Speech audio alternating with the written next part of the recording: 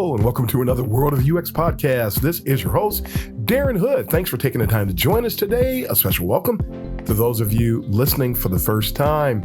We are going to share part 2 of my Talkin Shop session with user experience veteran Lou Susi today. And so we are going to dive right in. We'll back it up just a little bit for those of you that may not have heard last week to try to give you just a tad of context, but great conversation, great energy, great insights. Let's dive right back in as we finish talking about Lou's initial journey into UX, as well as getting into the state of UX today. Enjoy.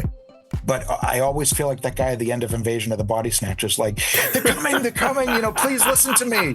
Like I'm a little bit of a, sensationalist. I'm a little bit of a, warrior, but I want them to know we have to be moving faster. Just because we've been making bank for the last 30 years on this technology, other companies are coming up that aren't charging that much, that don't have all the legacy tech that we have, and they're being able to come up with really interesting experiences that are better products. We have to be careful. We have to move forward. Wow. No, hopefully that wasn't too much of a tangent, or it's not. Tangents are welcome here. Good, nice. You just made me think about something else too, and then we'll wrap up on the state of UX. And this is all great stuff. You also made me think about something. And when I look back in your background, and you mentioned part of this, you actually came into UX from the visual.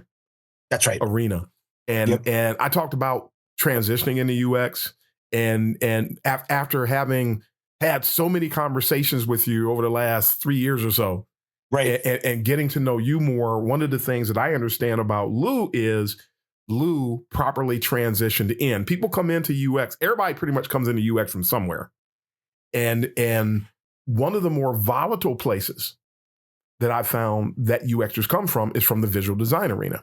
Okay. I know Michelle comes on the show sometimes, and she came in from visual designer. She transitioned in the right way. You transitioned in the right way. You can hear it by the way you're talking. You're no longer dominated by the egocentric world of visual design, because visual design isn't egocentric. It's all about you. It's not about who you're designing for. It's about you and that thing that you put together more so than anything else. And it just made me think about one of the volatility factors that also, especially I have an agency background. And one of the things I know about agency background is that it's a dog eat dog world. Not necessarily where the UXers are, but it's a dog. The agency world is dog eat dog. People can go back and look at Mad Men if they want a general reference, that it's a dog eat dog world. It has been that way for a very long time. And a lot of people, kudos to you, and people like Michelle who've come in. There are other people that we've had on the show who actually came into UX from visual design, but all transition in the right way. You keep saying it. User-centered, user-centered, user-centered, user-centered. Understand the users. What are they trying to accomplish? What are they trying to do? Empathizing with them, truly empathizing with them. One of the problems in UX today is that, especially with this rush to product design, or the mad dash, and you see more product design positions today than you do UX positions when you go into some of the different job banks, ironically. And a lot of those positions, they may mention UX, they may provide some UX tasks in the job descriptions, but for the most part, those are glorified. I have found most of the jobs are visual design jobs where they're looking for order takers. They usually don't want more than 3 years of experience. It's very seldom that you see more than 3 years. And it's usually that they want the person to be a visual designer. And when you talk to them, you find out they really just want somebody to come in and make things look pretty, which is what they thought UX was for years. And I find that there's a lot of, when you interact with a lot of these visual designers transitioning into experience design or UX space, they have not transitioned into UX the right way, and they still have a dog eat dog mentality. Some of them are trying to do real user-centered work. I have seen people, they are trying to do it, but they're still holding on to some of those elements from that area where they came from. And that dog eat dog does not belong in UX circles. I mean, I've been doing UX for a long time. You've been doing UX for a long time. And we're trying to do things for the good of the team. We're trying to drive wins for the business, win for the users. And we have learned that in order to achieve true success in UX, you have to remove yourself from the equation. Right. And yeah, you have to be able to realize you're not designing it for you. Yes. Yeah, you're not Salvador Dali at the workplace, right? That would be preposterous, right? You can't go, oh, but in a dream, I came up with this button. Like you can't do that. It doesn't make sense, right? If it doesn't make sense, did you ever see the agency Modernista? No. Huge. I mean, I admired the firm because this was in the age of Flash. Uh-huh. I have no idea how they got their clients. No idea how they got their clients because exactly. They were like masters of the universe of a different dimension because if you went to their website, you wouldn't know like how to navigate it. It was that Flash embedded, and they were doing genius things. An action script with like monsters coming up on this textural background. But somewhere along the line, someone sold that account to do the Hummer website. But it wasn't because someone navigated to it. Believe me, because they would have never found how to contact someone. I wouldn't want to see the usability, which they probably didn't do on their homepage. Yeah. But Great that's example. the agency world, right? They can get away with that. Yep. I, as at that point, someone who probably worked a full-time startup job, but also had side clients through my own website, I needed people to be able to navigate my site. And so I couldn't get away with the Modernista way. Although, like I said, I admired them, but not because I admired their ideas in information architecture, or in visual design. It was really strange, cool fonts that are great for poster design for a rock band, but not for UX. Yeah, been there, done. Jesus, I've been there, done that. Working with somebody, and back in the I'm about to say the 70s, in the early to mid 2000s or so. Everybody was always trying to get a Flash Design of the Week award. Oh boy, yeah. And when you work with a lot of external agencies, nobody cared about the user. It was about getting that Flash award. Yeah. And it's sad that even in 2024, when you work with people who have a heavy visual design bent, they come from that arena, especially if they know they're working with a seasoned UXer. Yeah. They would try to make you look bad. They would throw you under the bus every chance they get. They will take anything that you suggested that's great, that you have been patted on the back for, and try to spin it later like it was their idea. Really? That is that mentality, that old dog eat dog. It was okay when you were just doing visual design because everybody sitting around the table all had the same mentality and you were all duking it out with one another and playing these games. When you come in and there's a real UXer in the room, we don't operate that way. Right. Because we're always, it's go team. The real UXer is go team. The real UXer is not go me at your expense. Right. But the people who come from those backgrounds, and those people are taking up a lot of space in UX today. Okay. And that makes it extra volatile. For a person who's a new UXer, they won't see this necessarily because you won't be a target of it because you just got here. So they know you just got here and they're not threatened by you. Yeah. So what's weird is now that you're mentioning it, I can't think that since I worked at the same place for almost a decade, there wasn't a visual designer there. So I was probably the most visual designer there, but not that I was doing the visual design. We had our style guide. We didn't have a design system, but it was another designer and I that worked on the style guide, and it was a very simple, straightforward one. It was what the company needed. Yeah. They didn't need a design team of 30 to just do the design system. So it was appropriate. I think appropriate is a word that nobody uses in UX yet, but they should. Is like the design has to be appropriate, because if it's not appropriate, it might be 10 years ahead of itself.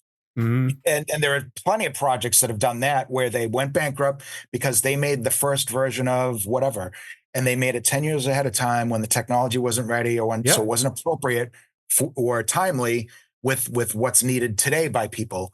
So what's weird is by being the most visual designer on the team, there was this weird phenomena that I think happens with doctors. If a doctor doesn't scribble and make a mess and have bad handwriting, people don't take them seriously, I think. And I have the same issue, is that if I designed a nice presentation to say, this is why I think we should do an audit of our systems working together as engineers and designers, they would look at it, it would be beautifully designed, but I think they thought I spent hours on just the visual side of it, when in fact I was like, no, I just used Keynote and I just made sure I didn't spend a lot of time cluttering it up with all sorts of Right. crap. It was just enough for me to present my ideas with like maybe one template. And like, it's just that it comes off as being too visually precise for people who wanted to be looser. So unfortunately, and what's weird is as I was thinking about, so I haven't worked with a visual designer now, and I thought maybe I was the guy, right? But I don't think I was the cocky guy you're talking about, or the person that causes the problems. I think that, well, depending on who you, I wasn't causing visual design problems. That's all. Right. I was causing, like, let's talk about the strategy. Can we talk about the strategy problems? But previous to that, though, I think I might have good luck. Maybe it's a Boston thing, but visual designers here, I think, are the ones that I've worked with are very UX oriented. And they were able to look at my That's information great. architecture documents in Visio and go, yeah, but the visual hierarchy is off here. And I know they're just wireframes, right? But still, they were helping me as the chief IA, as a UX lead, actually, with the responsibility of holding the main deck and getting it iterated on really quickly, holding me to the standards of visual design that I wasn't putting into the deck in a way that was appropriate for the time that I was working on it, but also in a way that actually improved the design over time. So it was luckily, I'm someone that doesn't block off someone just because of, oh yeah, they're just an engineer. I've had that happen too, where someone's like, why did you make that change? We've already approved the design. And I was like, well, Adam made a really good point saying that this section of this stack belongs closer to the top. And I thought, while I'm in Figma, I could just move it up there. They haven't developed it yet, and they were like, that person's not, they weren't there when the design decision was made, but it's the right thing to do, So if I have to defend it, I could just say, well, there are principles about this. There's just common principles. You don't need research. We don't need to do an A/B test. It just makes sense. It's the proximity law where the information and so in weird situations like that, I find myself actually battling designers, not battling, but, having to defend, what other designers might consider to be an outside voice, when in fact, I want to say we're all on the same team. Yes. Please, if I'm responsible for what you told me I was responsible for, let me be the one to help you and us make that decision the right way. Right. Yeah. You mentioned, as we're going to segue here. Yes. There's another element you mentioned. You brought up product design. And before we started recording, you also talked about being a strategic designer. And you've mentioned a few times in that piece just about looking at things from a strategic perspective. What is the difference between being a product designer that we both touched on and what, so we're going to coin the phrase here, because some people won't connect strategy and design. Some people do not connect the two. They don't understand it. So what is the difference in your eyes between being a product designer and being a strategic designer? For me, I don't think there should be a difference. I don't, like you were saying, UX is a moniker. I think product design is just the newest moniker for what we're doing. So I think that you should be a leader no matter what level, what tier you are on the org chart. And you should be strategic as a product designer. I do worry, though, that the moniker or the label, the title of product designer, interestingly leaves out the idea of a user. That what you're creating for a company, which is the product, just by the title has left out an important component for me, for my heart and for my mind and my soul, which is that, it's not, in my mind, it's not just a product. It's a product that has to work for people. And the people are the users, the customers, participants, whatever, we need to put on for who they are from the research. But I do think by leaving out UX or by just calling it product design, I get worried that companies feel like, okay, well, now we don't have to worry about that pesky research about people. And as much as, I think the job of a strategic UX designer, as much as maybe it's not implied in there either. Maybe it doesn't say business UX designer, right? But we're not designing a business, but we do have to be accountable to mapping our design decisions to a business strategy. Yes. That's why I like strategic as being part of at least, 20 bullet points on my resume. Like, making something. Whereas I've noticed that on a product design job description, maybe one bullet says UX, or one bullet might say strategic or something, or maybe I'm imagining that. Hopefully I am just imagining. But yeah, so I do think the strategy, it has to align with real people and what people need. And it has to align also with the business objectives, the business goals, and the strategy du jour, the strategy of the season, I guess. And those things all change, and they're constantly changing. And so in my mind, you always need, although it's not always stated in a designer's job description, you need continuous research into what you're doing, because even if you think you know your users from that research you did 2 years ago, it's always shifting and changing. So you need a pulse on what people need, what's working, what's not working, and you need to be honest about it. And you need to be able to hear people tell honestly what's good and bad about your product. Yes. Yeah, or your brand or whatever. Yeah. And you remind me, before we segue to the next topic here, that when I tell people what UX is, I always start off by telling them what it is not, and I give them little bullet points. It's not visual design. It's not this. It's not this. It's not this. It's not this. And then I talk to them about.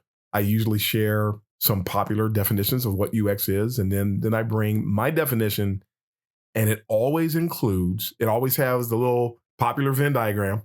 Yep. With user needs, business needs, and constraints. It used to say technical constraints, and I found out there's other constraints. It's not just technical. There's some other constraints that will shift what we're doing. But a pure, when I talk about, some people hear me saying pure UX, and they don't know what I mean when I say that, but pure UX includes business consciousness, so to speak. There has to be an awareness of what we're doing and how it impacts the business, how it's influenced by the business, how it integrates with the business. That true pure UX, or UX without business integration, actually is not UX. And whoever the UX professional is, it is our job to become knowledgeable about the business aspect. What are we actually impacting? And so when somebody tells me once, all we're doing is doing a facelift, and I was in a meeting one day, this one place I was working in, I didn't want to say it out loud, so I put it and people were looking at the chat, and said, no, we're not. This is more than a facelift. And then I started to describe in subsequent meetings. I started to describe, we did this. Here's the 5 things and impacts. We did this.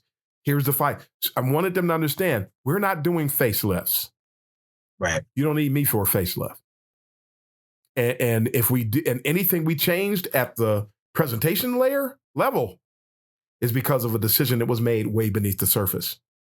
Right. That it gets into the psyche of the user, and we're meeting a need. And every time we do something different, we're helping to drive greater brand goodwill. Right. Everything we do, that's what a UX person is. And a lot of people coming into UX today have no idea that that's what they are opting into. We're navigating, we're tracking tornadoes, baby. That's from inside the tornado.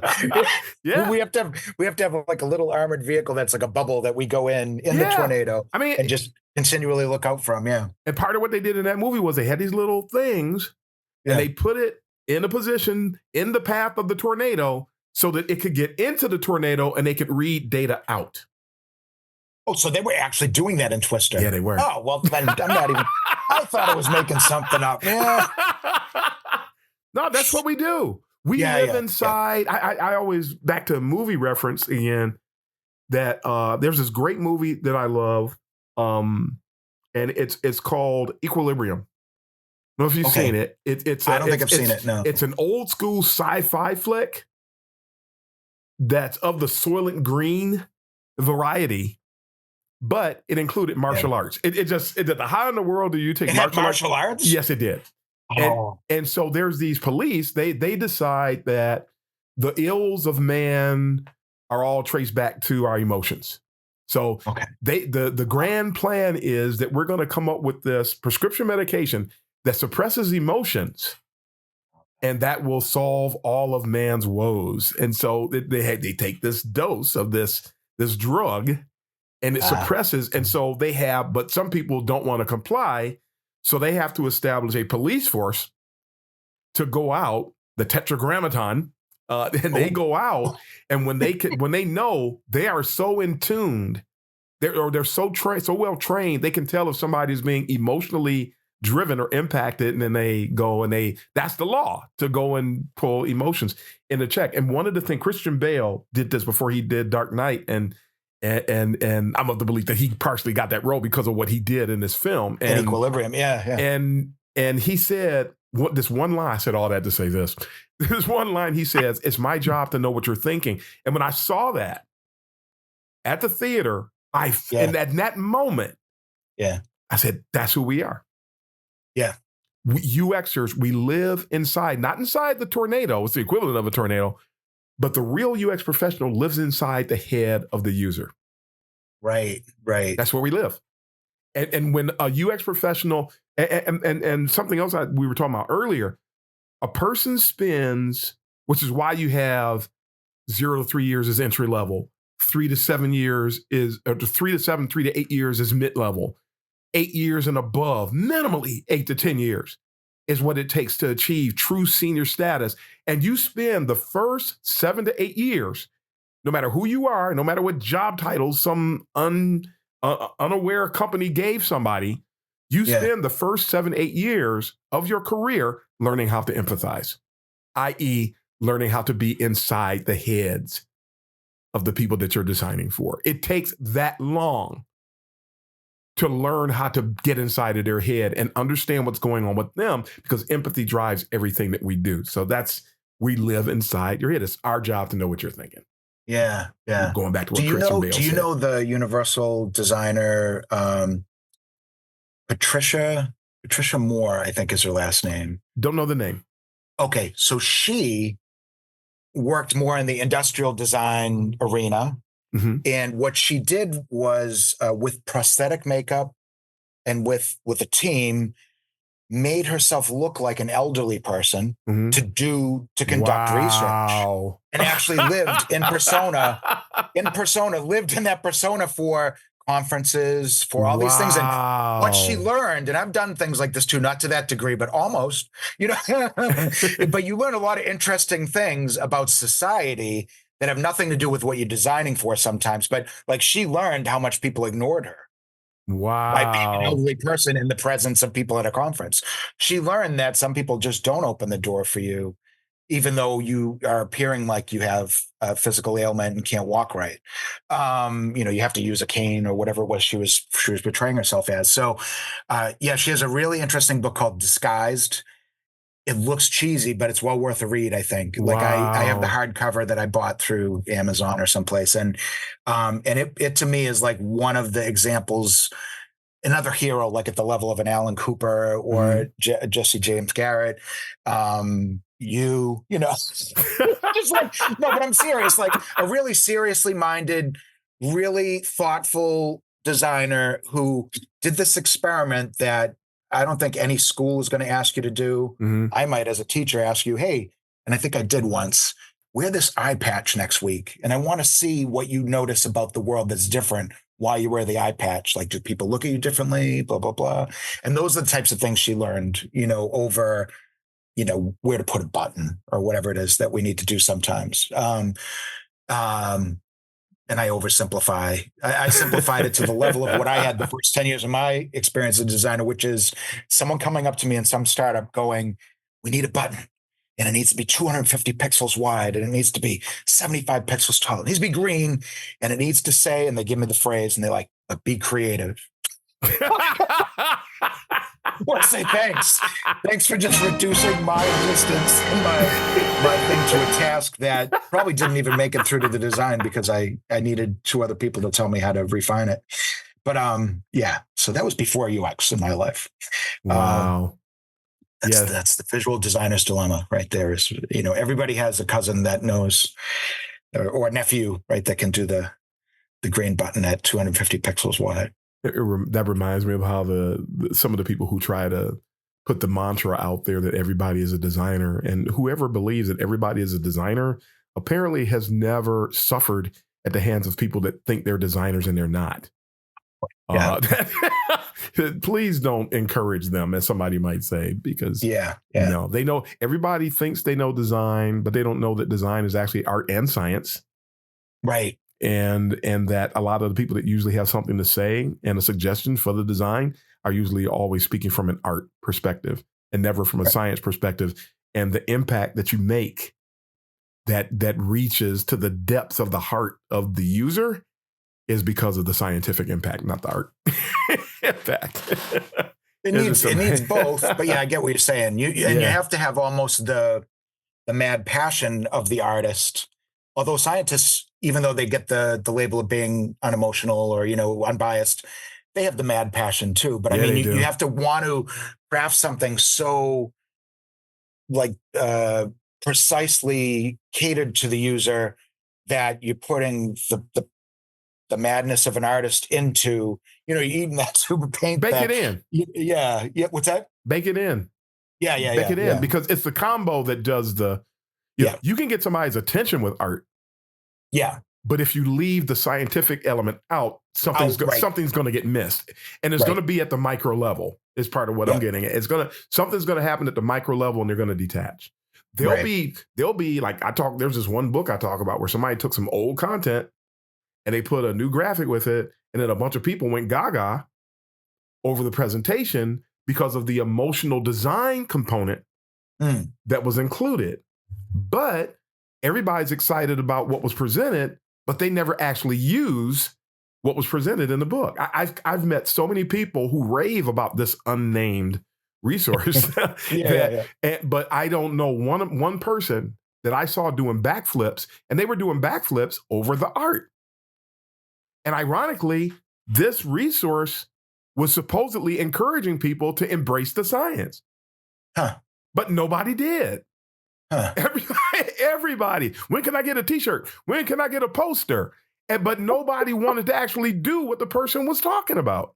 And I think it didn't achieve its objective. So even though the beautiful art or beautiful visual got people excited, it really didn't succeed as a design attempt, right? Or I am actually of the belief, and I have to watch how I say this, but I'm of the belief that it did accomplish its intent, that it never intended on people in a heartfelt way embracing what was presented in the content. That the person got their name on a book.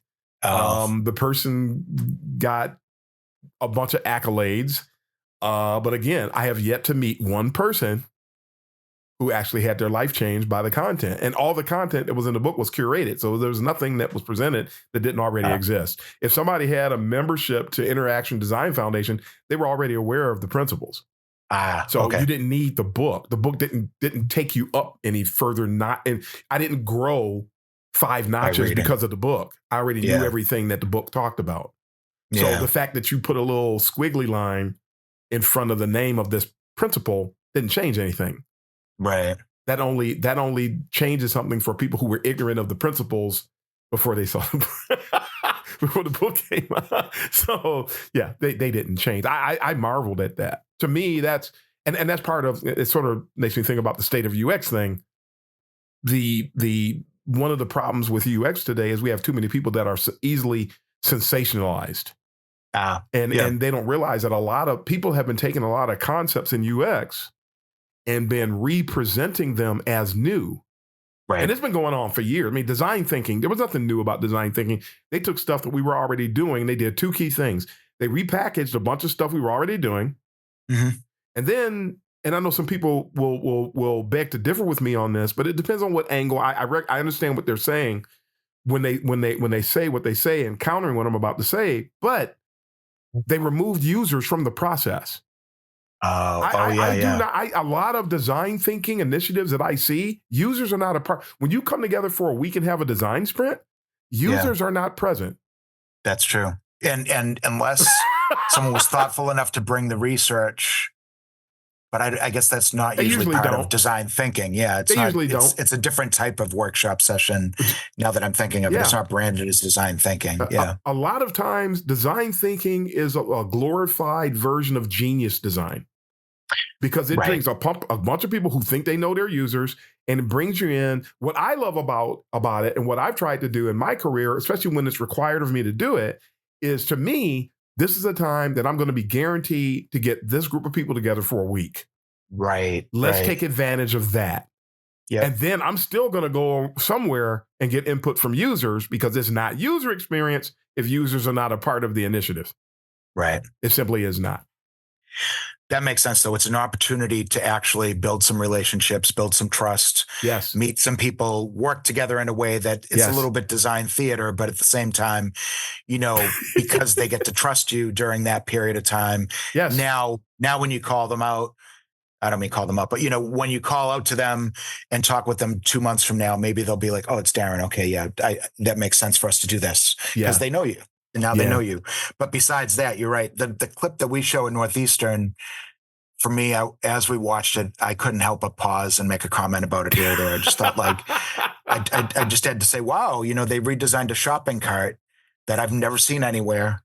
And I know why I don't see it anywhere. And it was like an ABC News clip from the 80s. And I just thought, like, I think I have to ask the classic. So what do you think about design thinking? And like they can tell I'm like that I don't like it, that I have a look on my face like I'm smelling something very foul. But yeah, I mean, I do like workshops, I have to say, but they have to be informed, and they have Yes. to be done the right way. There has to be some thought and time put into it. Yeah, no, one of the things I've hated about, on top of the fact that a lot of them have been a form of, they're actually a form of gaslighting, in that they trick people into thinking that this is design.